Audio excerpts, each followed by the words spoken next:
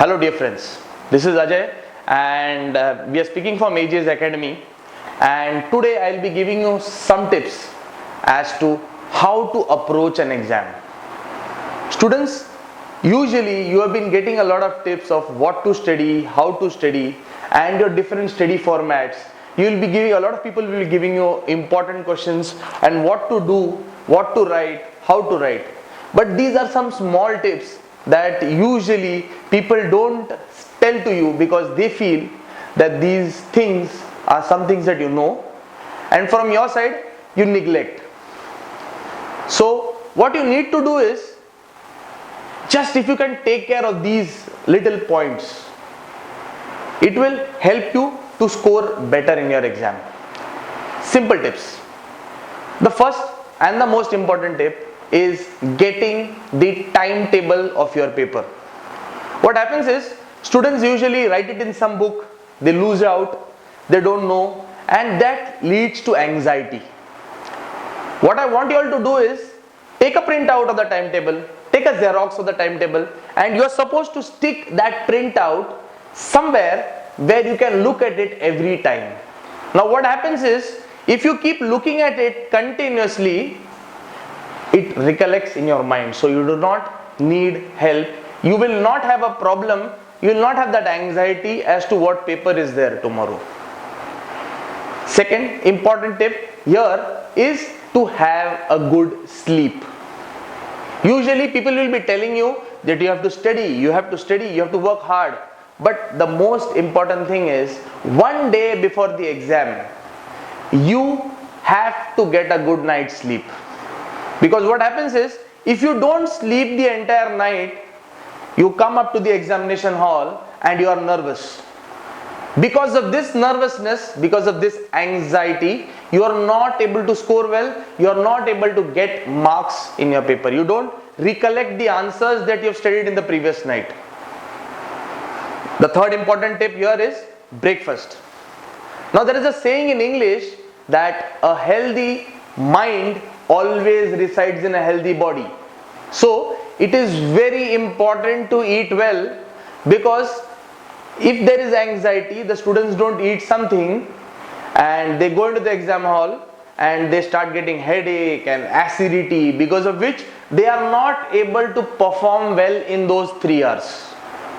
So my dear friends, my advice to you is, eat well. If you don't want a very good breakfast before the exam and you're nervous, just have a cup of milk and some biscuits, so it will help you perform better in the exam. Next tip for you is, carry a water bottle to the examination hall. Now what happens is, water is something that reduces your anxiety, reduces your nervousness. When we give a paper, we are nervous and we don't know what to do. If you can carry a bottle of water and you can drink 2-3 sips every half an hour, it will help you calm your nerves, it will help you score better in the exam. The next important tool that you need for the exam is your watch.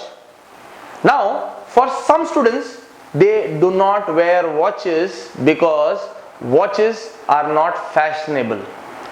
Now my advice for you guys is, it is a 3-hour paper. Now you are not here to sit for the entire day, but in that 3 hours you have to answer every question in the paper. So if you have a watch, you will keep a check on time as to what is happening, and you will come to know how much time you have wasted on a particular answer. Do you need to stick to the answer or where to go? So please carry the watch for the exam. The next important tip is the reading time. I see a lot of students, when they sit for the reading time, they are just reading the questions.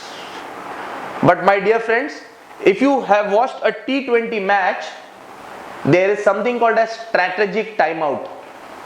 It is a period when the teams come back and they strategize as to how they are going to do in the next coming overs. Same way, this is your strategic timeout. The entire paper is given to you.